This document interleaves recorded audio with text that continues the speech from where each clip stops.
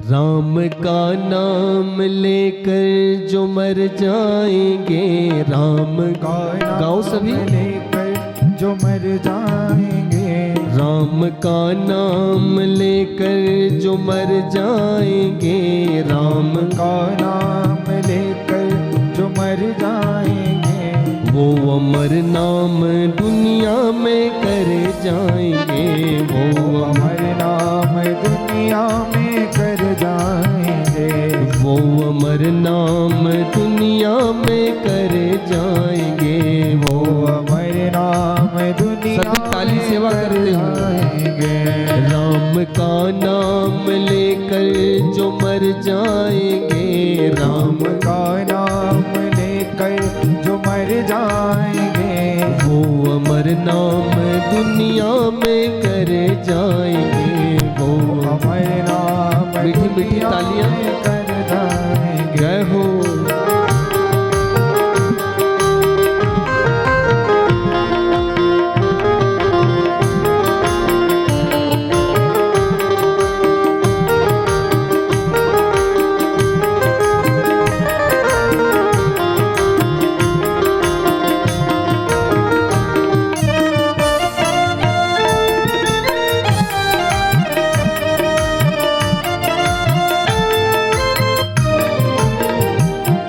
न पूछो कि मर कर किधर जाएंगे, ये न पूछो कि मर कर किधर जाएंगे, ये न पूछो कि मर कर किधर जाएंगे, ये न पूछो कि मर कर किधर जाएंगे, जिधर राम भेजे उधर जाएंगे, जिधर राम भेजे उधर जाएंगे, राम का नाम लेकर जो मर जाएंगे, राम का नाम लेकर जो मर जाएंगे, वो अमर नाम दुनिया में कर जाएंगे, वो अमर नाम दुनिया में कर जाएंगे। बोल गोविंद भगवान की।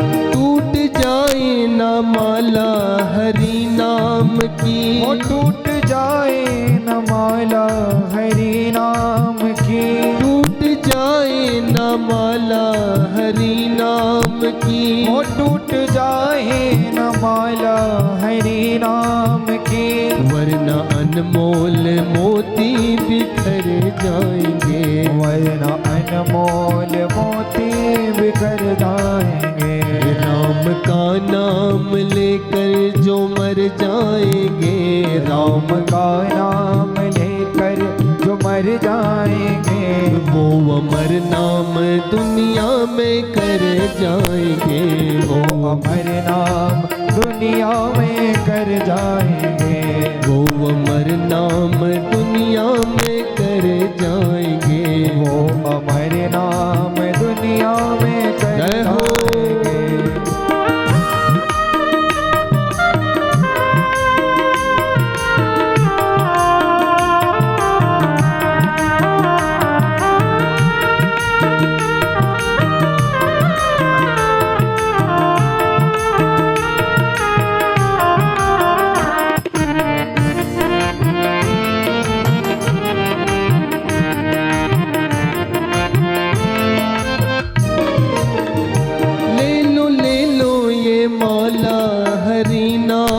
की, ओ ले लो ये माला हरि नाम की, ले लो ये माला हरि नाम की, ओ ले लो ये माला हरि नाम की, वरना अनमोल मोती बिखर जाएंगे, वरना अनमोल मोती घर जाएंगे। राम का नाम लेकर जो मर जाएंगे, राम का नाम लेकर जो मर जाएंगे, वो अमर नाम दुनिया में कर जाएंगे। वो अमर नाम दुनिया में कर जाएंगे। जय हो।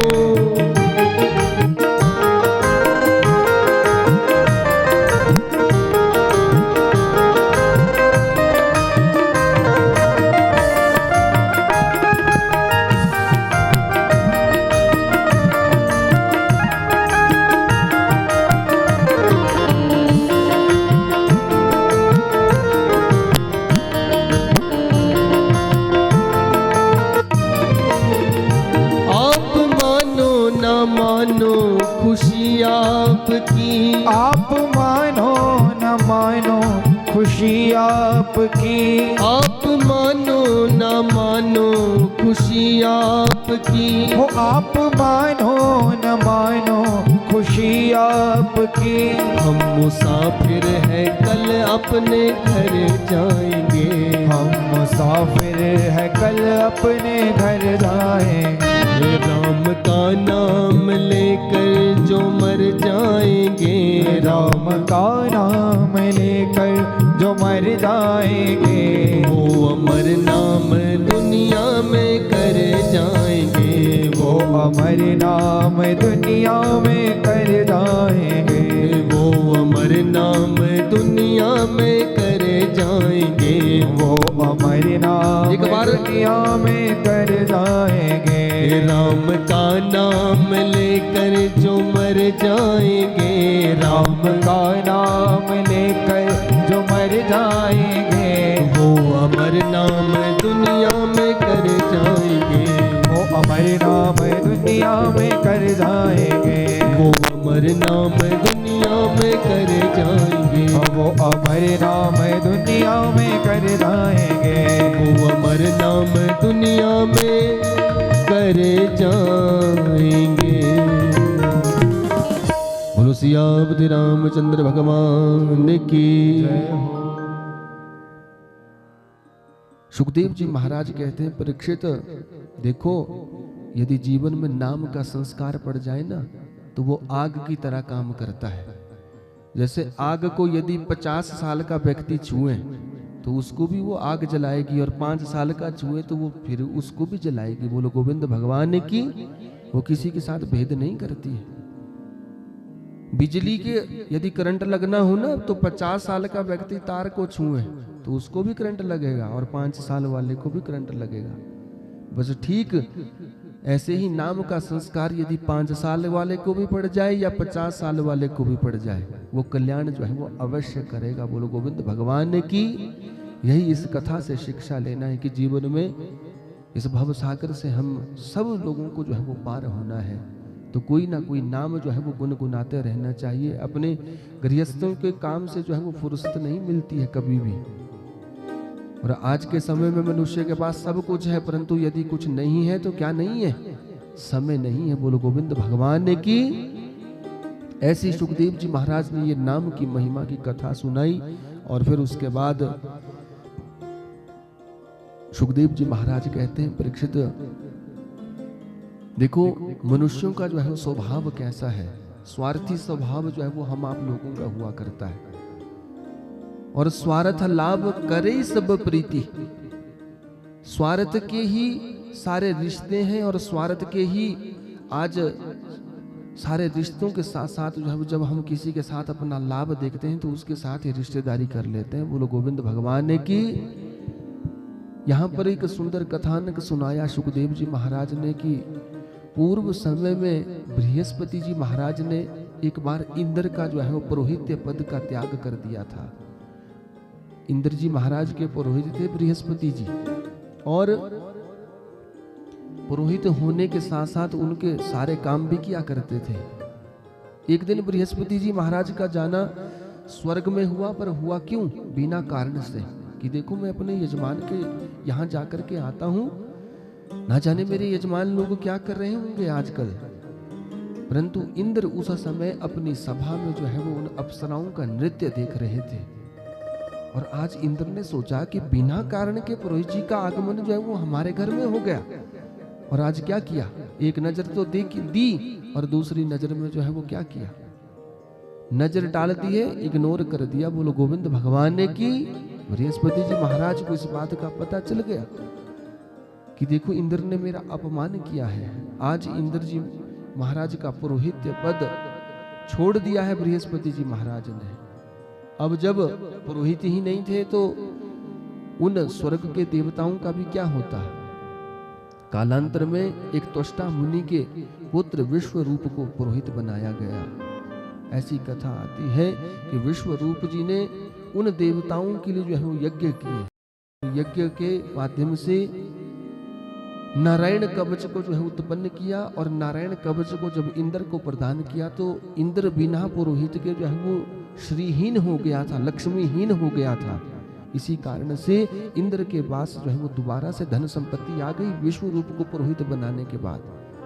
परंतु क्या हुआ, इस विश्व रूप के जो मातुल पक्ष के थे, जो मामा पक्ष के जो लोग थे, जो इसके मामा लोग थे, वो दैत्य थे और पिता जो है वो ब्राह्मण थे। इसलिए ये अपने मामा पक्ष के लिए भी जो है वो कभी कभी यज्ञ कर दिया करता था। इंद्र को इस बात का पता चला। एक दिन इंद्र को क्रोध आया और इंद्र ने उस विश्व रूप का जो है वो गला ही काट दिया। जब गला काट दिया तो क्या हुआ, उस इंद्र को जो है ब्रह्म हत्या का पाप लग गया। कई वर्षों तक जो है वो कंदराओं में छिपा रहा, परंतु ब्रह्म हत्या ने जो है वो पीछा नहीं छोड़ा। कालांतर में उसकी धर्मपत्नी ने जो है वो तपस्या की और भगवती की आराधना करते हुए उसने ये फल प्राप्त किया कि देखो कालांतर में इंद्र यदि उस ब्रह्म हत्या को कहीं बांट देता है तो उस ब्रह्म हत्या का जो है वो पश्चाताप हो सकता है, तब जाकर के ब्रह्म हत्या इसका पीछा छोड़ेगी, ऐसे ब्रह्म हत्या इसका पीछा नहीं छोड़ सकती। तो इंद्र का आना उस अपने लोक में हुआ, परंतु अपने लोक के साथ साथ आज इंद्र ने सोचा कि मैं अपने लोक में किसे उस ब्रह्म हत्या को दूंगा। तो मन में विचार किया कि क्यों ना मैं पृथ्वी लोक के ऊपर जाऊं, वहां पर किसी को पूछूं, कोई ब्रह्म हत्या को स्वीकार करेगा तो मैं बदले में जो है उनको कुछ ना कुछ दूंगा भी। तो ऐसी कथा आती है कि महाराज पृथ्वी से पूछा गया कि पृथ्वी क्या तुम मेरी ब्रह्म हत्या को स्वीकार करोगी। तो पृथ्वी ने हाँ कर दी। क्यों? क्योंकि पृथ्वी जो है वो क्षमा की मूर्ति कही गई है। हम पृथ्वी के ऊपर रह करके जो है वो प्रातः काल से लेकर जो है वो शाम के समय तक जो है वो कितने पाप कर्म करते हैं, परंतु पृथ्वी जो है वो कभी हमें कुछ नहीं कहती। परंतु जब प्रकृति को क्रोध आता है तो आपने देखा ही होगा कि पिछले दिनों जब बरसात का मौसम हुआ था तो प्रकृति ने क्या चित्र हमें दिखाए थे।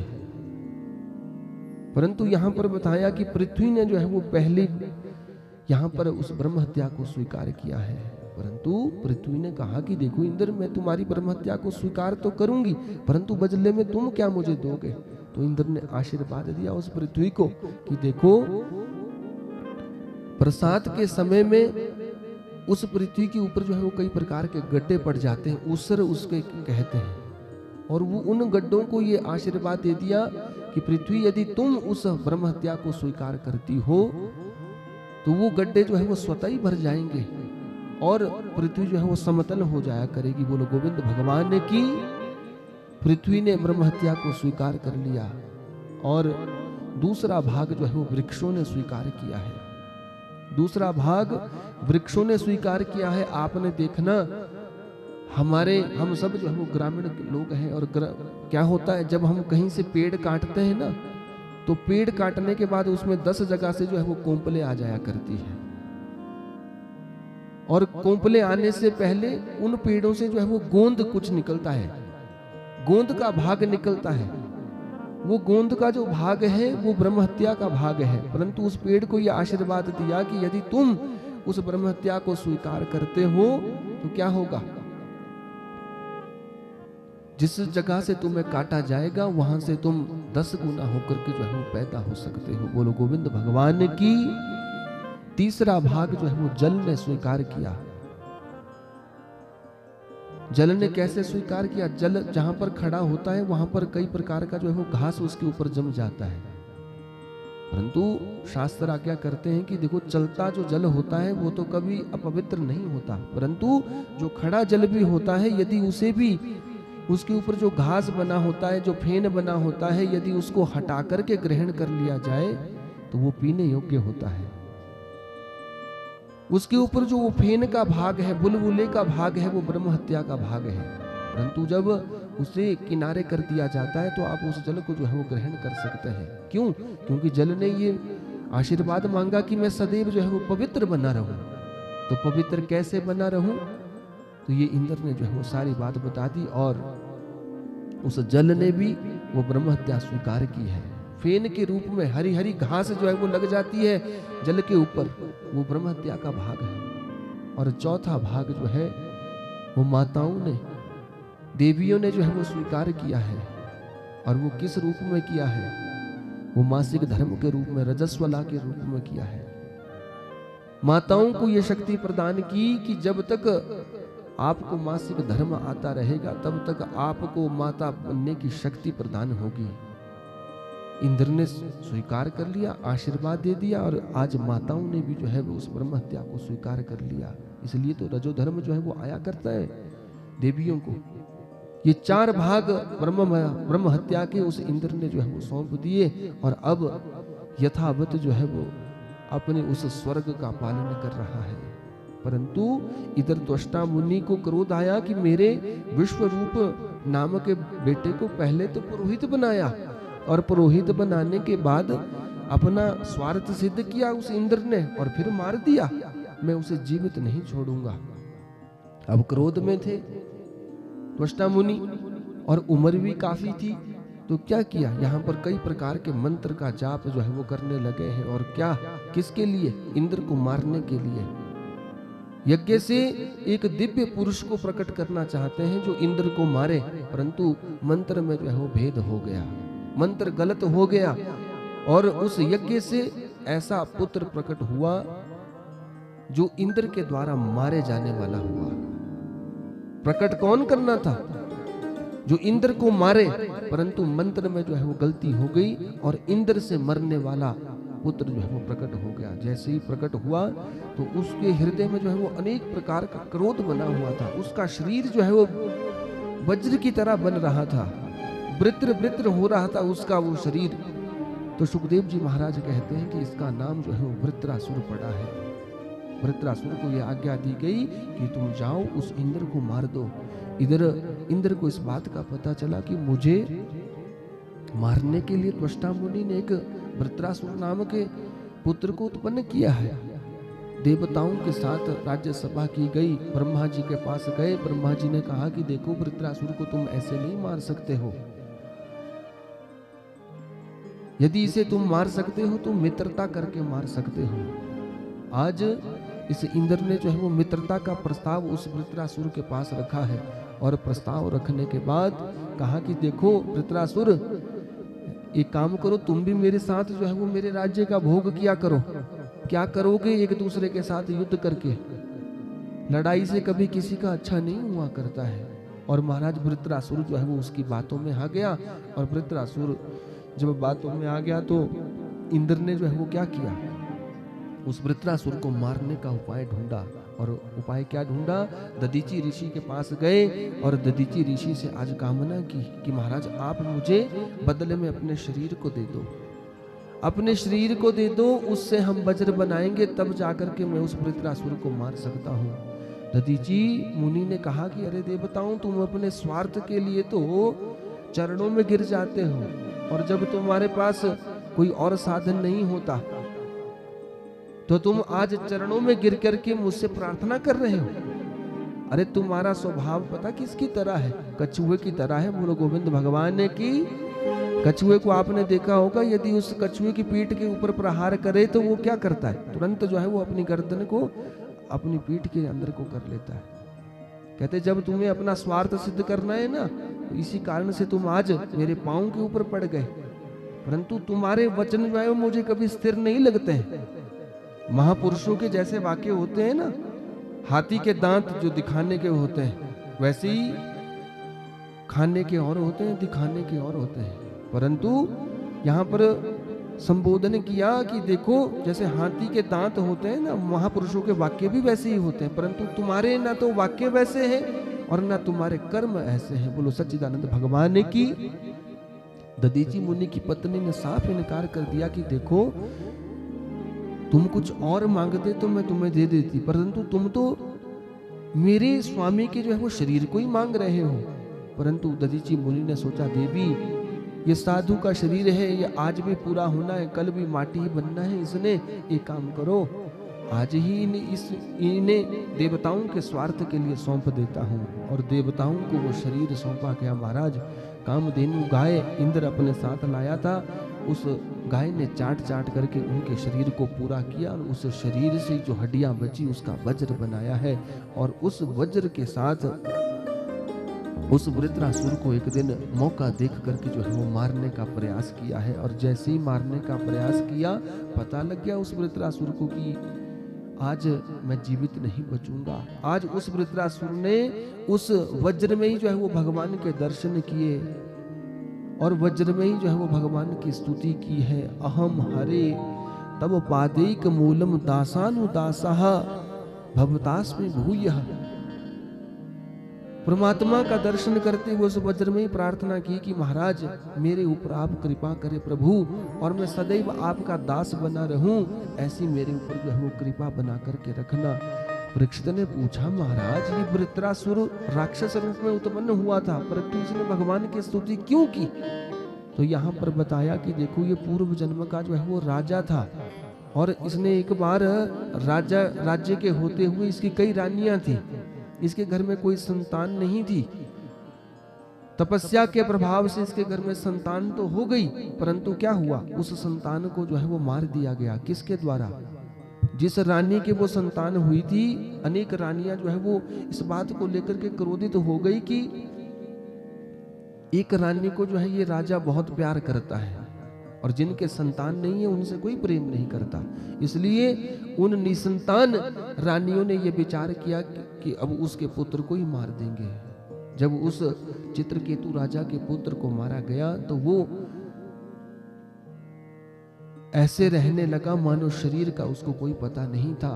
कालांतर में जो है वो ब्रह्मा आदि देवताओं ने आकर के समझाया कि देखो बेटा ये शरीर भगवान का दिया हुआ है, तुम्हारे बेटे को भी यदि छीना है तो वो परमात्मा के चरणों में चला गया है। इसलिए एक बात का प्रयास करो कि जो तो चला गया है वो तो वापस नहीं आ सकता, परंतु अब जीवन में कुछ जीने का प्रयास करो। इसी कारण से एक रथ प्रदान किया इस चित्रकेतु राजा को और उस रथ के ऊपर सवार होते हुए उन देवताओं का आशीर्वाद मान करके जो है वो विचरण करने लगा। और विचरण जब करने लगा तो इस आकाश मंडल से गुजरने लगा। ऐसी कथा आती है कि एक वन में जो है वो भगवान शंकर माँ पार्वती मैया के साथ विहार कर रहे थे और आज शिव पार्वती की स्थिति को देख करके इस चित्रकेतु ने जो है वो हंसना शुरू कर दिया। और जब हंसना शुरू किया तो पार्वती मैया को जो है वो क्रोध आ गया और उसे श्राप दे दिया कि तूने आकाश मंडल में रह करके तूने आज मनुष्यों के लोगों की तरह जो है वो अपना आचरण किया है, जा तू कालांतर में जो है राक्षस हो जा। इसी कारण से उस चित्रकेतु का अगला जन्म जो है वो वृत्रासुर के रूप में हुआ, परंतु पूर्व जन्म की स्मृति थी कि देखो मैं अपने कर्म से पतित होने के कारण राक्षस योनि को जो है प्राप्त हुआ हूँ। वास्तव में यदि ये कथा देखी जाए तो वृत्रासुर कौन है? वृत्रासुर हमारी चित्त वृत्तियां हैं, जो हमारे हृदय में हमारी मन की जो स्थितियां बनी रहती है, काम क्रोध लोभ मोह मद अहंकार, वो कौन है? वो वृत्रासुर है। और उस वृत्रासुर का जो है वो कौन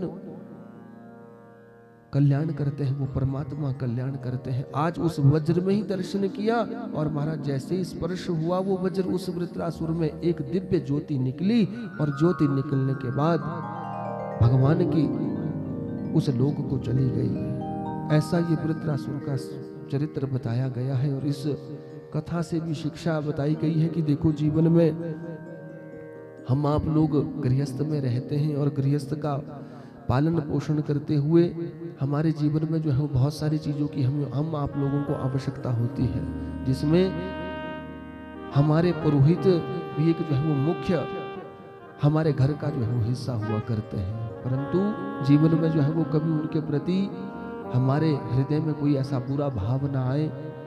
यदि बुरा भाव आता है तो इंद्र की तरह जो है वो ब्रह्म हत्या जैसे पाप को जो है वो ग्रहण करना पड़ता है। बोलो गोविंद भगवान की। अवश्यमेव भोक्तव्यम कृतम कर्म शुभाशुभम।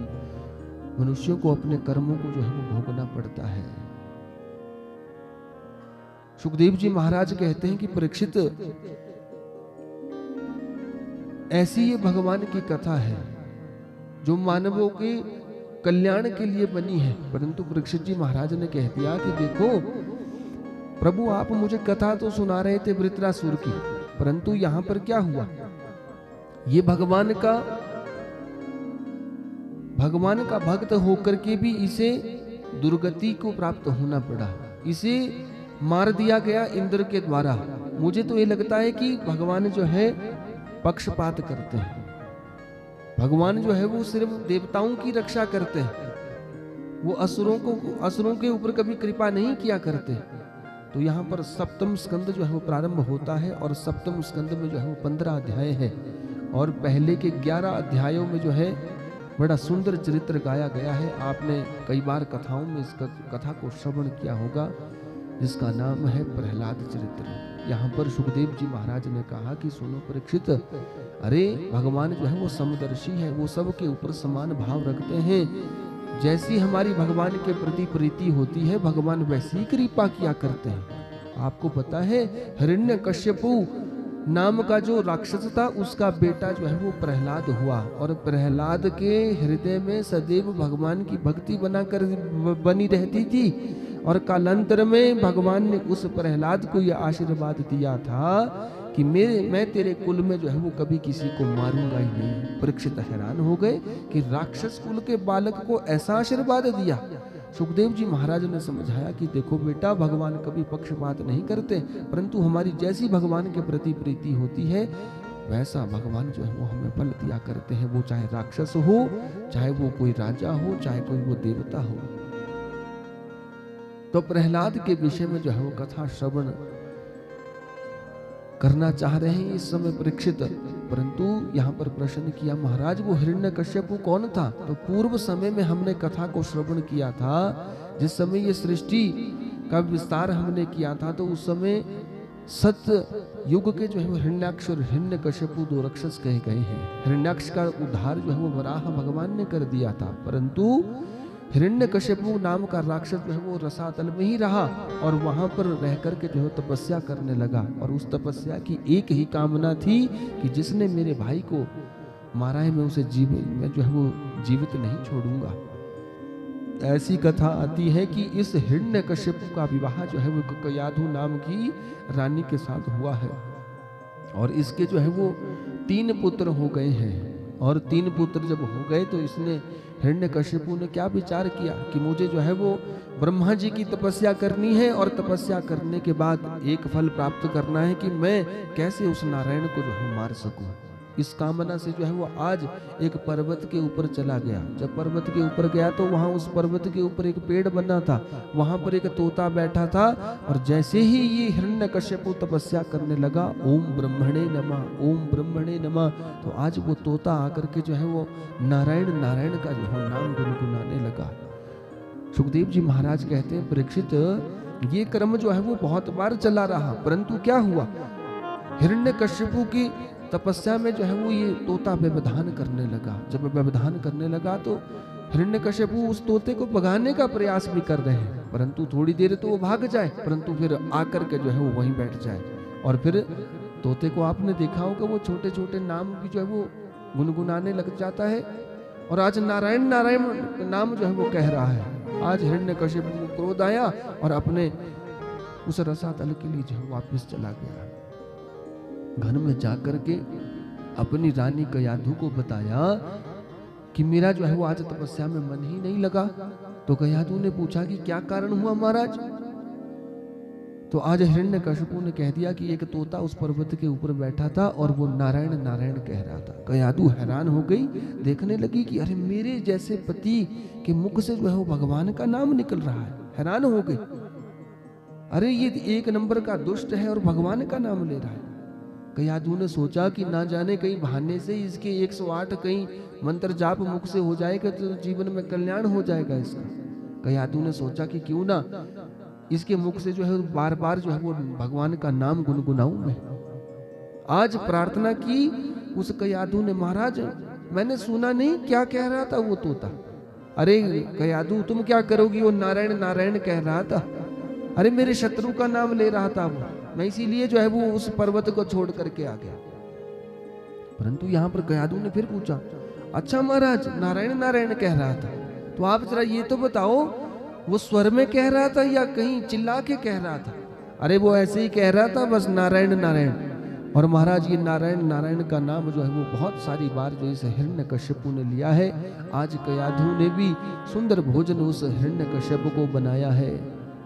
ऐसी कथा आती है कि गृहस्थ आश्रम में ये प्रवृत्त हुए और कालांतर में ये हिरण्यकश्यप तो तपस्या के लिए गया है, परंतु ये कयाधु जो थी वो सगर्भा थी और इसके कोक में जो है वो चौथा पुत्र पल रहा था। परंतु हिरण्यकश्यप को तपस्या को जाते हुए देखा और इधर क्या हुआ, इंद्र जो है उस कयाधु का हरण करने के लिए पहुंच गया। नारद जी ने रोक दिया कि अरे एक बेसहारा स्त्री को चोरी करना चाहते हो, उसका हरण करना चाहते हो। इंद्र जो है वो शर्म के मारे वापस चले गए। और ऐसी कथा आती है कि अब कयाधु कहाँ रह रही है, अपना शेष जीवन जो है उस नारद जी महाराज के आश्रम में व्यतीत कर रही है। नारद जी से अनेक प्रकार की कथाओं को श्रवण करती है। कथाओं को श्रवण करने के बाद उनकी सेवा करती है और सेवा करते करते बहुत दिन बीते तो उस शिशु को भी वही संस्कार जो है वो गर्भ में पड़ गए हैं। बोलो गोविंद भगवान ने की, उस छोटे से शिशु को भी वही संस्कार पड़ गए हैं। सुखदेव जी महाराज कहते हैं कि परीक्षित वो गर्भ में छोटा सा बालक भी अब उस भगवान की कथाओं को जो है वो कान लगा करके सुनता है। यहाँ पर निर्देश दिया कथा से कि जो माताएं बहनें सगर्भा होती है, गर्भवती होती है, उनको अपने जीवन में जो है अच्छा अच्छा जो है वो चित्रण भी देखना चाहिए और अच्छा अच्छा ही श्रवण भी करना चाहिए और हो सके तो अच्छा अच्छा ही खाना भी चाहिए। बोलो गोविंद भगवान ने की कथा जो है वो ज्ञान देती है। उस प्रहलाद उस छोटे से कयाधु के गर्भस्थ शिशु को ये संस्कार हो गए और गर्भ में ही एक रोग लग गया। और वो रोग क्या था? भगवान के नाम का रोग था। कालांतर में इसका जन्म हुआ और जन्म होते ये उस आश्रम में ही पल रहा है। नारद जी के द्वारा संस्कारित किया गया। कालांतर में जब हिरण्यकश्यप तपस्या करके वापस आए तो एक वरदान प्राप्त किया। क्या वरदान प्राप्त किया? कि मैं ना दिन में मरूं ना मैं रात में मरूं, ना मैं किसी स्त्री से मरूं ना मैं किसी पुरुष से मरूं। जो भगवान के द्वारा बनाए गए जो 12 महीने हैं सृष्टि के क्रम में, उनमें ना मरूं, ये आशीर्वाद ग्रहण किया और आ गया अपने उस महल में। अब वहां पर रह करके जो है अनेक उत्पात करता है। अनेक ऋषियों के ऊपर जो है वो यज्ञ बंद करने शुरू कर दिए हैं, ऋषियों को मारना शुरू कर दिया है, अनेक प्रकार के पाप कर्म में प्रवृत्त हो गया। परंतु जो ये छोटा सा प्रहलाद नाम का बेटा था, इसको जीवन में एक संस्कार बन गया कि ये सदैव भगवान का नाम गुणगान जो है वो करता रहता था। छोटे बेटे के साथ प्रीति बहुत थी हिरण्यकश्यप की। एक दिन सोचा कि देखो इस बच्चे को जो है वो किसी विद्यालय में भेजा जाए, वहां पर जाकर के पढ़ेगा लिखेगा, अच्छा बनेगा, कई प्रकार की शिक्षाओं को ग्रहण करेगा, कल को फिर इस असुरों का जो है वो राजा बनेगा।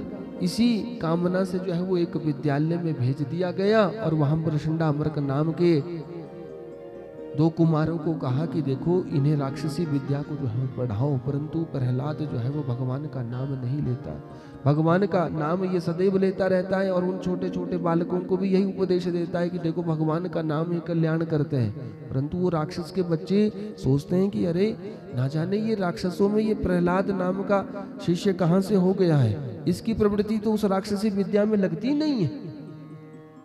कई दिनों के बाद हिरण्यकश्यप का आना विद्यालय में हुआ, तो पूछा अरे बेटा तुमने कुछ सीखा भी आज तक? तो आज प्रहलाद जी महाराज ने बड़ी सुंदर बात कही है। पिताजी मैंने एक बात सीखी है, जब से मैं अपने उस राजमहल से आया हूं। तत्साधु मन्ये सुरवर्य देहिना सदा समुद्विग्न धियन् मद सद्गृहात् हित्वात्मपादं गृहमन्दकूपं वनं गतो यदि हरिमाश्रयेत। कहते पिताजी, जो लोग अभिमान में जी रहे हैं कि हम बहुत बड़े धनवान हैं, हम बहुत बड़े विद्वान हैं, हम रूपवान हैं, तो उन लोगों को उस अभिमान को त्याग देना चाहिए और जीवन में जो है वो अपना एक लक्षण बनाना चाहिए कि जीने के लिए चाहिए क्या। केवल 4 रोटी जो है वो खाने के लिए चाहिए, 2 वस्त्र जो है वो जीने के लिए चाहिए, और एक रहने के लिए जो है वो छत चाहिए, और साथ में जो है वो भगवान का नाम चाहिए। वही जो है वो कल्याण करता है, वो हरि का नाम ही जो है वो कल्याण करता है। हिरण्यकश्यपु ने जैसी ये बात सुनी तुरंत पटक दिया उस प्रहलाद को, और जब पटका तो आज हैरान हो गए। वो शंडामर्क बुलाया कि देखो इसे कि कौन सी विद्या पढ़ा रहे हो तुम? अरे ये तो मेरे शत्रु का नाम ले रहा है, ऐसा ना हो हमारे कुल में जो है वो ये दुष्ट पैदा होकर के जो है वो भगवान का भक्त, उस नारायण का भक्त हो जाए। उसे राजनीति की शिक्षा दो, कूटनीति की शिक्षा दो, राक्षसी विद्या पढ़ाओ, और ये क्या कह रहा है कि हरि को भजो और जीवन में और चाहिए ही क्या। शंडामर्क ने जो है वो क्षमा मांगी है। क्षमा मांगने के बाद उस प्रहलाद को समझाया कि देखो बेटा, तुम्हारे पिता हमें भी जीवित नहीं छोड़ेंगे यदि तुम उनके सामने ऐसी बातें करोगे। काल चक्र बीता और अब 1 वर्ष के बाद उस प्रहलाद का जाना जो है वो अपने राजमहल में हुआ। पिता ने फिर पूछा, बेटा तुम इस विद्यालय में जो है वो 1 वर्ष तक रहे, क्या तुमने कुछ और बातें भी सीखी वहां पर रह करके? तो पिताजी, मैंने पहले तो एक ही बात सीखी थी, परंतु अब तो मैंने 9 बातें सीख ली है। बोलो गोविंद भगवान की। श्रवणम कीर्तनम विष्णु स्मरणम पाद सेवनम अर्चनम वंदनम दास्यम सख्यम आत्मनिवेदनम। पिताजी, यदि भगवान की प्राप्ति करनी हो तो उनकी भक्ति करनी पड़ती है, और भक्ति करने के लिए 9 साधन बताए। सबसे पहली भक्ति बताई परमात्मा को प्राप्त करने की, श्रवण, जिस भक्ति में हम आप लोग इस समय सम्मिलित हैं। सबसे पहले तो श्रवण का संस्कार जो है वो हमारे जीवन में होना परम आवश्यक है। और फिर बताया कि देखो दूसरी भक्ति होती है कीर्तन। यदि हमें श्रवण करने की शक्ति वो परमात्मा प्रदान कर दे तो फिर क्या होता है, फिर हमारा सत्संग में जो है वो ध्यान लगता है, फिर हम भगवान के कीर्तन को कर सकते हैं। और फिर बताया कि देखो यदि हमारा ऐसा स्वभाव भगवान के प्रति बन जाएगा तो हम हृदय से जो है वो भगवान का स्मरण भी कर सकते हैं, और स्मरण करते हुए फिर हम भगवान की पूजा में, उनकी मूर्ति पूजा में प्रवृत्त हो सकते हैं। फिर बताया कि अर्चन, उस पूजा की मूर्ति को लेकर के उनका अर्चन कर सकते हैं, वंदन कर सकते हैं, उनके साथ अपना दास भाव जो है उनके चरणों में रख सकते हैं। और फिर अंत में जो है हम आत्मनिवेदन कर करके भक्ति को जो है वो पुष्ट कर सकते हैं। ये 9 प्रकार की भगवान की जो है भक्ति बताई है। इस बात को जैसे ही हिरण्यकश्यपु ने सुना, आज सैनिकों को जो है वो आज्ञा दी गई कि जाओ, ये हमारे कुल में जो है वो दुष्ट पैदा हो गया है, इसे तुरंत जो है वो आप मार दो, जला दो, काट दो, परंतु मैं इसकी शक्ल नहीं देखना चाहता। सब सैनिकों ने जो है वो बारी बारी से प्रयास किए हैं, परंतु उस प्रहलाद का कोई कुछ भी नहीं बिगाड़ पाया। सुखदेव जी महाराज कहते हैं कि समय चक्र बीता, एक दिन शंडामर्क दोबारा से राजा के पास आए हैं कि तुम्हारा ये छोटा सा बालक है, क्यों आप इस बच्चे को मारना चाहते हो? एक काम करो, क्षमा कर दो इसको, एक बार हम अपने आश्रम में ले जाते हैं, फिर इसे पढ़ाएंगे। आज शंडामर्क उस प्रहलाद को ले गए हैं, और शंडामर्क की अब स्थिति जो है वो भगवान के प्रति अधिक हो गई है, क्योंकि भक्ति की स्थिति जो है वो धीरे धीरे बढ़नी चाहिए। और वैसी प्रहलाद की स्थिति जो भजन की पहले थी अब वो बढ़ गई है, और जब बढ़ी तो अब क्या हुआ, एक दिन शंडामर्क के उस विद्यालय से जो है वो शंडामर्क किसी काम से गए थे। प्रहलाद ने क्या किया, एक ऊंची सी जगह में जाकर के खड़े हो गए और जितने भी बालक वहां पर पढ़ते थे उन्हें बुला लिया अपने पास कि देखो जीवन में जो है वो भगवान का नाम धारण करना चाहिए और वही जो है वो इस भवसागर को पार करता है। वो छोटे छोटे बालक कहने लगे कि अरे तू ना जाने किसका नाम कहता है, और यदि हम उस तेरे भगवान का नाम लेंगे ना तो वो तेरे पिता हमें जीवित नहीं छोड़ेंगे। प्रहलाद जी महाराज कहते हैं कि देखो बेटा, यदि नाम का संस्कार छोटी अवस्था में पड़ जाए तो अच्छा होता है। पक्के बर्तन में तो फिर बिल भी नहीं लगा करते। बोलो गोविंद भगवान ने की छोटे से ही यदि कोई संस्कार पड़ जाए ना तो सुखदेव जी महाराज कहते हैं कौमारम आचरेत प्राज्ञो धर्मान भागवता मिह। कौमार अवस्था में ही जीवन में जो है वो हमारी प्रवृत्ति भगवान के भजन में बन जानी चाहिए।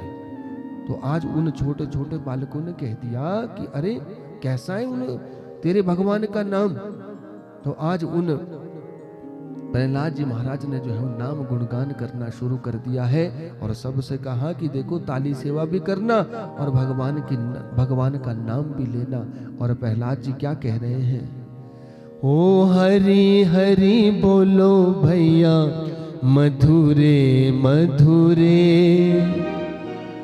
हरि हरि बोलो भैया मधुरे मधुरे, हरि हरि बोलो भैया मधुरे मधुरे, हरि हरि बोलो भैया मधुरे मधुरे, हरि हरि बोलो भैया मधुरे मधुरे, हरि हरि बोलो भैया मधुरे मधुरे, कृष्ण कन्हैया बोलो माखन चुरैया बोलो, माखन चुरैया बोलो, कृष्ण कन्हैया बोलो, हरि हरि बोलो भैया मधुरे मधुरे, हरि हरि बोलो भैया मधुरे। आज प्रहलाद जी महाराज उन छोटे छोटे बालकों के साथ कीर्तन करना आरंभ कर दिया। भगवान के अनेक नामों को गुणगान कर रहे हैं। शंडामर्क भी आए। शंडामर्क ने देखा कि ये सब बच्चे जो है वो भगवान का नाम ले रहे हैं और आज उसी नाम में जो है वो शंडामर्क भी सम्मिलित हो गए और वो भी क्या कह रहे हैं, ओ हरि हरि बोलो भैया मधुरे मधुरे, हरि हरि बोलो भैया मधुरे मधुरे, हरि हरि बोलो भैया मधुरे मधुरे, ओ हरि हरि बोलो भैया मधुरे मधुरे, कृष्ण कन्हैया बोलो माखन चुरैया बोलो, कृष्ण कन्हैया बोलो, माखन चुरैया बोलो, हरि हरि बोलो भैया मधुरे मधुरे, हरि हरि बोलो भैया मधुरे मधुरे। ऐसा दिव्य संकीर्तन चल रहा है और प्रहलाद जी महाराज आगे आगे कह रहे हैं और पीछे वो बालक भी गुनगुना रहे हैं और शंडामर्क भी गुनगुना रहे हैं। और उसी समय ऐसा विलक्षण एक काम हुआ कि उसी समय हिरण्यकश्यपु का आना भी वहां पर हुआ। जैसे ही हिरण्यकश्यपु का आना हुआ तो आज सब स्तब्ध हो गए, सब चुप हो गए, केवल प्रहलाद जो है वो भगवान का नाम ले रहे हैं। सुखदेव जी महाराज कह रहे हैं परीक्षित, जैसे ही वो प्रहलाद जी भगवान का नाम ले रहे थे तो आज अपने गदा का प्रहार एक खंबे में किया। जब प्रहलाद को वो सुनाई दिया तो आज तुरंत जो है वो सारा भजन जो है वो प्रहलाद भी करना भूल गए हैं। और जब भजन भूल गए तो आज हिरण्यकश्यपु उस प्रहलाद को मारने के लिए दौड़ गए। मैं तुझे जीवित नहीं छोड़ूंगा, तूने अपने अंदर तो उस मेरे दुश्मन का नाम लेने का संस्कार डाल ही रखा है, परंतु इन छोटे छोटे बालकों को भी वही सिखा रहा है, तुझे जीवित नहीं छोड़ूंगा। आज बता तेरा परमात्मा वो कहाँ कहाँ रहता है, मैं आज देखना चाहता हूँ कि आज कोई मुझे बचाना आज कोई तुझे बचा पाएगा मुझसे। तो आज प्रहलाद जी महाराज ने कहा, पिताजी वो परमात्मा जो है वो सर्वत्र है, हरि व्यापक सर्वत्र समाना। वो परमात्मा जो है वो सब जगह में है, परंतु हमारी दृष्टि में जो है वो भेद होता है। हमारी दृष्टि में भेद होता है। यदि हमारी दृष्टि अच्छी हो तो जैसी दृष्टि होती है वैसी तो सृष्टि होती है। आज इस बात का बोध करवा रहे हैं यहाँ पर प्रहलाद जी महाराज, पिताजी देखो वो परमात्मा जो है वो सर्वत्र है, और आपने जिस खंबे में प्रहार किया ना, यदि आप प्रेम से देखना चाहो तो वो परमात्मा उस खंबे में भी मिल जाएंगे। वासो हो यदि सर्वत्र कस्मात संभे न दृश्यते। कहते मैं देखता हूं कि वो तेरा परमात्मा क्या खंबे में भी विद्यमान होगा। जैसे ही उस हिरण्यकश्यपु ने आज दोबारा से प्रहार किया उस खंबे के ऊपर, तो महाराज भगवान का यहाँ पर एक दिव्य अवतार हुआ, जो भगवान का क्रोधावतार किया गया है, और भगवान यहाँ पर नरसिंह रूप में प्रकट हुए हैं। बोलो नरसिंह भगवान की। भगवान का जो है वो मुख सिंह की तरह है, बाकी शरीर जो है वो मनुष्य की तरह है, परंतु आज क्रोध में भरे हैं। और जैसे ही क्रोध की स्थिति देखी, आज तो देवताओं ने पहले तो पुष्प वृष्टि की, परंतु आज नजदीक जाने का किसी का प्रयास नहीं हो रहा है कि हम भगवान के पास जाकर के उनकी स्तुति करें, उनकी आरती करें। परंतु सुखदेव जी महाराज कहते हैं, परीक्षित आज सब हैरान जब हो गए तो क्या किया, प्रहलाद को ही आगे किया कि देख प्रहलाद, तेरी रक्षा करने के लिए इन्होंने ये दिव्य रूप धारण किया है। अब तू ही यदि इनके पास जाएगा तो ये क्रोध को जो है वो शांत कर लेंगे। सुखदेव जी महाराज कहते हैं, परीक्षित आज प्रहलाद जैसे ही भगवान के सामने गए तो आज वो नरसिंह भगवान जो है वो आंखों से अश्रुपात कर रहे हैं, रो रहे हैं, और उस छोटे से बालक को उठाया और अपनी जिह्वा से जो है वो चाटना आरंभ कर दिया। जैसे आपने देखा होगा, जब कोई गाय जो है वो छोटे से अपने बच्चे को उत्पन्न करती है, तो गाय माता अपने बच्चे से इतना प्रेम करती है कि उस नवजात शिशु को जो है वो चाटने लग जाती है। बस ठीक उसी भाव से जो है वो नरसिंह भगवान ने भी उस प्रहलाद नाम के भक्त को जो है वो चाटना शुरू कर दिया। कह दिया, प्रहलाद मेरे भक्तों में जो है वो तू सबसे श्रेष्ठ है, और तूने जीवन में अपनी छोटी सी आयु में इतने दुख भोगे हैं जो आज तक जो है वो किसी ने नहीं भोगे। ना जाने तेरे पिता ने क्या क्या प्रयास तुझे मारने के लिए किए, परंतु मैं तेरे लिए दर्शन नहीं दे पाया। आज भगवान जो है उस प्रहलाद के सामने कह रहे हैं इस बात को, परंतु प्रहलाद जी महाराज हाथ जोड़ के यही प्रार्थना कर रहे हैं कि प्रभु आप मेरे ऊपर भी कृपा करो। ये मेरे पिता जैसे भी है, इनका स्वभाव तो राक्षस वाला है, परंतु इनको परम गति की प्राप्ति करना। नरसिंह भगवान कहते हैं कि अरे बेटा, जिसका पुत्र इतना धर्मात्मा हो, भला उसका पिता कभी परम गति से रह सकता है?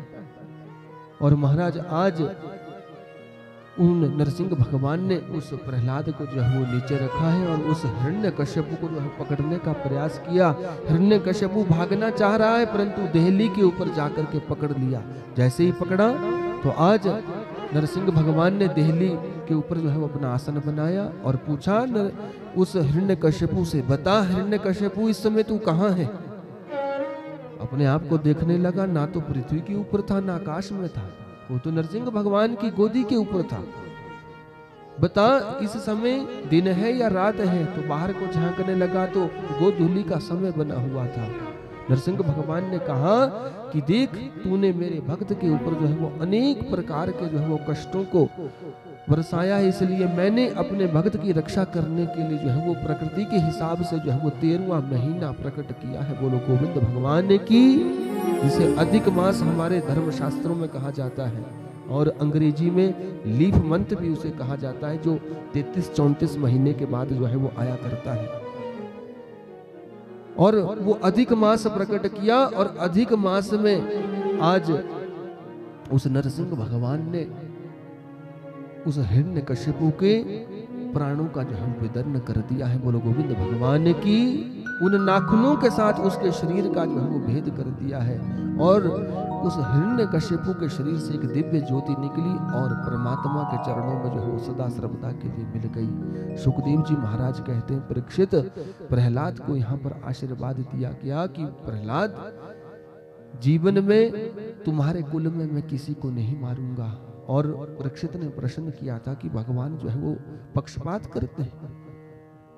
इसी बात का बोध करवा रहे हैं उस परीक्षित को सुखदेव जी कि भगवान जो है वो कभी किसी के साथ पक्षपात नहीं करते, परंतु हमारा भाव भगवान के प्रति कैसा है भगवान ये देखते हैं। स्वाति नक्षत्र में जब बारिश हुआ करती है ना, स्वाति नक्षत्र में, तो यदि सांप उसको ग्रहण कर ले तो क्या बनता है?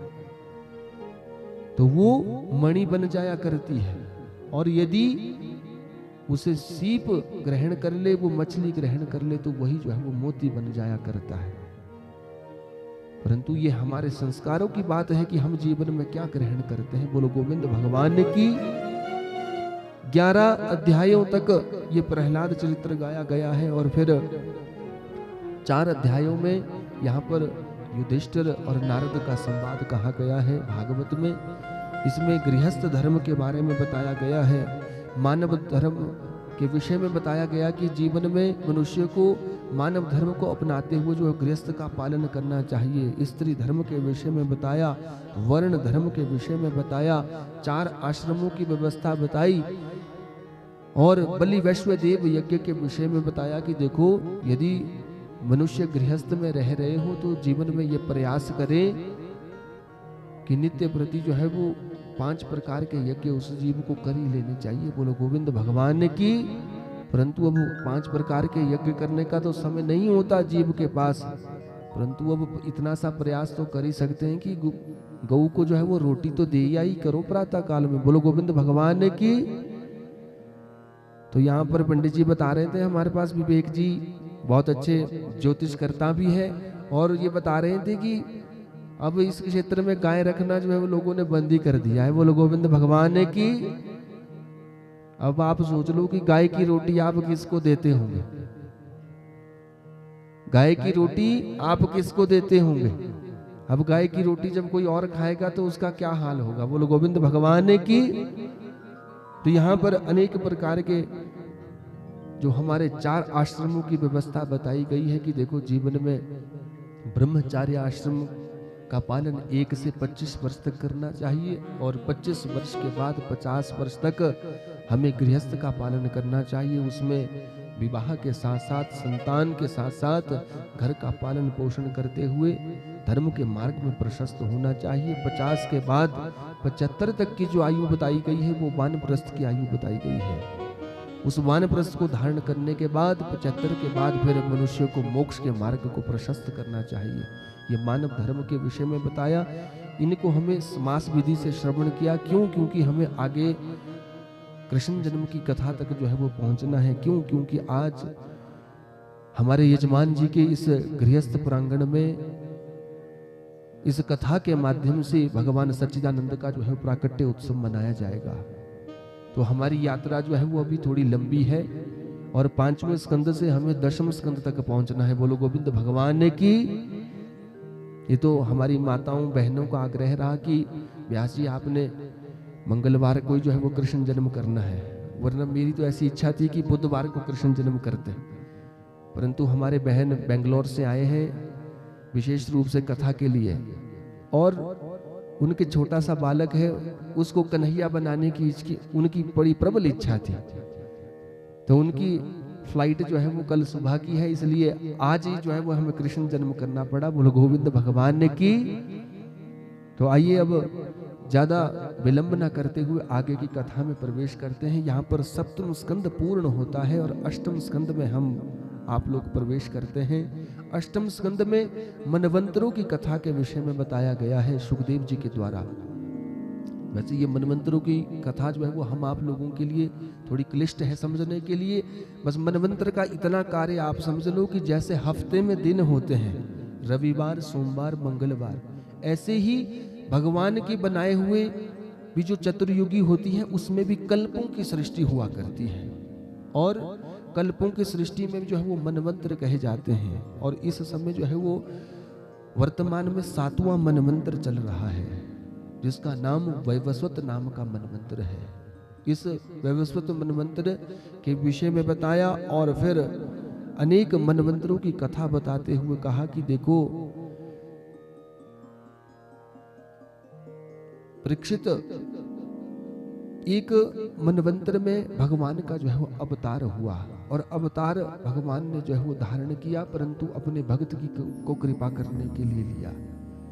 उसमें बताया गया कि देखो आसिद गिरिवरो राजा स्त्रीकूटः इति विश्रुताः क्षीरोदेनावृतम श्रीहि मान्याजेहि योजना मुचरितः।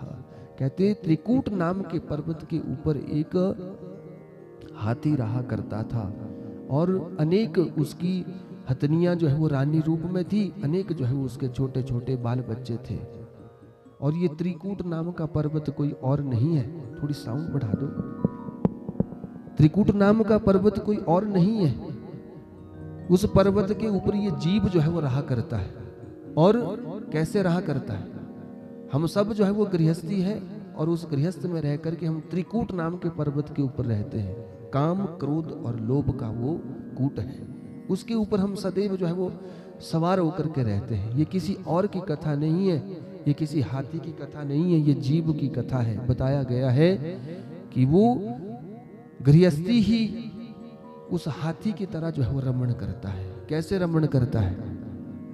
आपने देखा होगा कि हमारे जीवन में भी परमात्मा के द्वारा जो है वो हमें अनेक प्रकार का जो है वो सुख सुविधाएं प्रदान की जाती है। जीव क्या करता है? उसमें ही मदमस्त रहता है।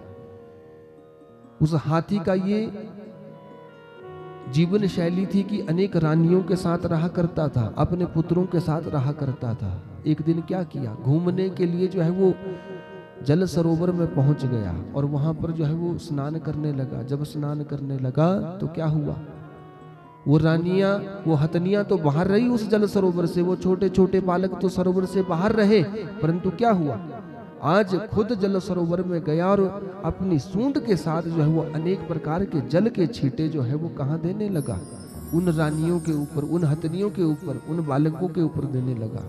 उस जल के सरोवर को गंदा कर दिया, और जल के सरोवर को जब गंदा कर दिया तो जल का जो जीव था, उस जल में जीव था एक मगरमच्छ, उसने क्या किया, उस हाथी का जो है वो पांव पकड़ लिया। जब पांव पकड़ लिया, हाथी ने सोचा कि अरे मैं तो इस पृथ्वी लोक का सबसे बड़ा जीव हूं, मैं तो अपने को तुरंत जो है वो बाहर को निकाल लूंगा। अरे ये छोटा सा जीव मेरा भला क्या बिगाड़ेगा। और अपनी हथनियों की सेवा में लगा रहा, उनके लिए जल के छींटे देता रहा, उन बालकों की सेवा में लगा रहा। परंतु अब उस मगर ने जो है वो पांव जो है वो बहुत जोर से पकड़ लिया। एक बार प्रयास करने लगा तो सोचने लगा कि मैं शायद निकल जाऊंगा, परंतु निकल नहीं पाया। जब निकल नहीं पाया तो हथनियों से कहा कि मुझे बाहर निकालो। हथनियों ने प्रयास किया परंतु नहीं निकाल पाई। छोटे छोटे बच्चों को कहा कि तुम तो मुझे बाहर निकालो। सब ने प्रयास किया परंतु नहीं निकाल पाए। जब बहुत दिन हो गए तो क्या हुआ, आज हथनियां भी सोचने लगी कि ना जाने ये हाथी अब इस जल सरोवर में धीरे धीरे जो है वो नीचे डूब रहा है, और ऐसा लगता है कि इसका तो प्राण का अंत हो ही जाएगा। परंतु ऐसा लगता है कि यदि इसके प्राण का अंत हो गया तो भला हम अपने बच्चों को कैसे पालेंगे, और इनको तो भूख भी लग रही है, भला हम इनकी पालन पोषण करते हुए क्यों ना अपने उस स्थान को चले जाए जहां पर हम रहा करते हैं। अब तो ऐसा लगता है कि ये जीवित नहीं बचेगा। और आज ये स्त्रियां भी चली गई है छोड़ करके, ये छोटे छोटे हाथी के बच्चे भी उसे छोड़ करके चले गए हैं। बोलो गोविंद भगवान की। जब तक उस हाथी को ये लग रहा था कि मेरे पत्नियां, मेरे बच्चे जो है वो मेरी रक्षा करेंगे, तब तक जो है वो उनसे प्रार्थना करता रहा, प्रयास करता रहा कि मुझे बचाओ। परंतु जब सब छोड़ करके चले गए तो अंत में जब डूबने वाला ये हाथी था तो इसने सच्चिदानंद भगवान की जो है वो आराधना की है, सच्चिदानंद भगवान को जो है पुकारा है। ऐसी कथा आती है कि इस हाथी ने जो है वो भगवान का नाम गुणगान किया है, परंतु उस स्तुति में जो है वो किसी देवता की स्तुति नहीं थी, किसी पर्टिकुलर किसी देवता का नाम नहीं था, परंतु भगवान नारायण ने अपने वैकुंठ में सोचा कि जो किसी का नाम नहीं लेता और स्तुति तो कर रहा है, परंतु ये स्तुति किसी और का ना हो करके जो है वो मेरी स्तुति है। भगवान जो है यहाँ पर पहुंचे हैं और उस मगरमच्छ के साथ साथ उस हाथी को भी बाहर निकाला है। बोलो गोविंद भगवान ने की। भगवान ने उसकी सूंड को ही पकड़ा और सूंड को पकड़ा तो क्या हुआ, वो हाथी तो बाहर निकला ही निकला, परंतु वो मगर भी जो है वो बाहर निकला, वो मगरमच्छ भी बाहर निकला। ये कथा जो है वो बड़ी सूक्ष्म समास विधि से हमने श्रवण की। हम आप लोग भी जीव इस गृहस्थ में रहते हैं और इस गृहस्थ में रह करके अपने बाल बच्चों के साथ, स्त्रियों के साथ, व्यवहारिक लोगों के साथ ये भूल जाते हैं कि हमारे जीवन का जो है वो क्या लक्षण है।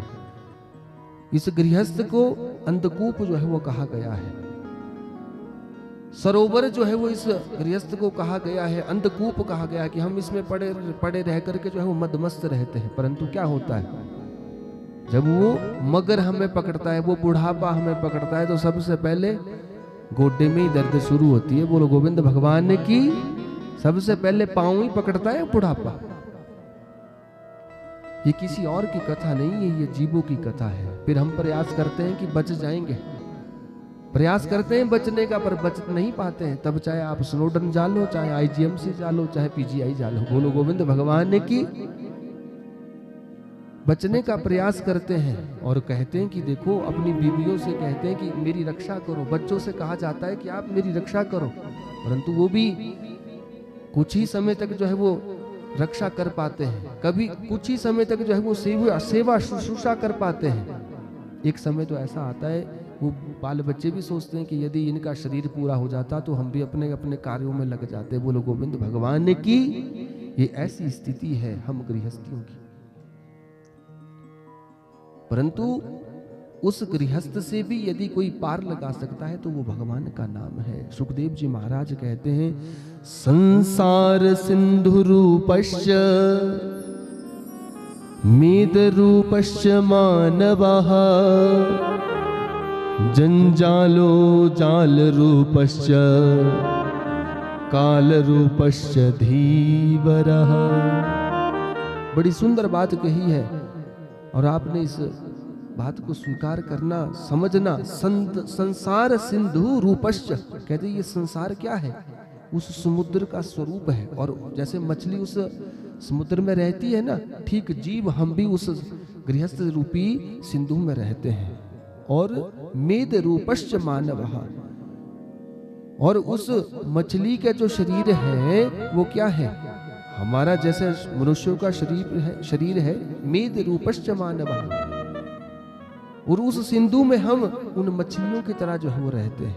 और फिर तीसरी बात कही कि जंजालो जाल रूपश्च, कहते परमात्मा ने जो है वो उस सिंधु में, उस गृहस्थ में जो है वो अनेक प्रकार के जाल बुन के रखे हैं। मनुष्य क्या सोचता है कि अरे मैं तो अभी 25 साल का हूं, अभी भला मैं क्यों भजन करूंगा, अरे जैसे जैसे बड़ी मेरी उम्र होगी रिटायरमेंट के बाद भजन कर लूंगा। बोलो गोविंद भगवान ने की। परंतु गृह कारज नाना जंजाला ते अति दुर्गम शैल विशाला। गोस्वामी तुलसीदास जी महाराज रामायण में कहते हैं कि मनुष्य इस गृहस्थ से जो है वो कभी छूट ही नहीं पाता है। इसमें नित्य प्रति जो है वो अनेक कार्य जो है वो सामने आते रहते हैं। और जब कार्य सामने आते हैं तो क्या होता है, कार्य सामने आने के बाद फिर वो करने पड़ते हैं, क्योंकि गृहस्थ में यदि रहना है तो उसका पालन तो करना ही पड़ता है। परंतु बताया कि देखो, जब जागो तभी सवेरा। यदि मनुष्य को ये जीवन में हमारा संस्कार बन जाए कि देखो मुझे कोई तीर्थ आटन में जाना है तो कर लेना चाहिए काम। कोई यज्ञ करने की भावना यदि मनुष्य के हृदय में जागृत हुई है तो उस समय को निकाल करके कर लेनी चाहिए, क्योंकि ना जाने वो काल रूपश्च धीवरः, वो काल रूपर धीवर कब आए और आपको जो है उस भव सागर से, उस सिंधु से जो है वो उठा करके ले जाए। बोलो गोविंद भगवान ने की। यदि हम भगवान की उपासना करेंगे तो वो भगवान ले जाएगा, और यदि हम इसी गृहस्थ के कार्यों में फंसे रहेंगे तो वो काल रूप जो व्याल है हमने पहले दिन की कथा में श्रवण किया था कि काल ब्याल, वो काल रूपी ब्याल जो है वो अपना मुख खोल करके बैठा है, और जब जब मनुष्य कोई निकृष्ट कर्म में प्रवृत्त होता है तो तुरंत जो है वो अपना मुख बंद कर करके हमारे प्राणों का हरण कर लेता है। बोलो गोविंद भगवान की। किसी साधक ने बड़ा सुंदर बात कही है कि मनुष्य जो है वो अपने जीवन में अनेक प्रकार की सजावटों में लग जाता है, परंतु सजावट में रहने के बाद गृहस्थ का पालन भी करता है। गृहस्थ का पालन करने के बाद भी उसे भगवान के भजन में जो है प्रीति नहीं लगती है। परंतु यहाँ पर साधक का यही भाव है कि स्त्री पुरुष बच्चे बालक जो है वो कोई साथ नहीं देते हैं। साथ यदि देता है तो वो धर्म ही एक हमारे साथ जाया करता है। बोलो गोविंद भगवान की। यहाँ पर अष्टम स्कंद में ये गजग्राहक की कथा बताई है, और फिर समुद्र मंथन की जो है वो कथा बताई है कि देखो हमारे जीवन में जो है वो प्रसाद का बड़ा सुंदर स्वरूप बताया गया है, और प्रसाद को कभी भी जीवन में उचिष्ट नहीं मानना चाहिए। जो आपको किसी के द्वारा दिया गया प्रसाद होता है उसका सदैव सम्मान करना चाहिए। इसी की कथा आती है कि एक बार दुर्वासा मुनि स्वर्गलोक से आए और उनके पास एक पारिजात वृक्षों की जो है वो माला थी, और उस माला को उन्होंने सोचा कि मुझे किसी श्रेष्ठ व्यक्ति को देनी है। तो श्रेष्ठ व्यक्ति को जब ढूंढने लगे तो रास्ते में जो है वो इंद्र को देखा। इंद्र अपने ऐरावत नाम के हाथी के ऊपर जो है वो बैठा था, परंतु क्या हुआ, इंद्र को उस माला को देना चाहते हैं। क्यों? क्योंकि यदि इंद्र उस माला को पहनेगा तो अच्छा लगेगा। परंतु इंद्र ने क्या किया, अपना वज्र जो है वो आगे किया और दुर्वासा से वो माला स्वीकार कर ली। इंद्र ने सोचा कि अरे एक ऋषि की माला है, भला मैं इसको पहन के क्या करूंगा।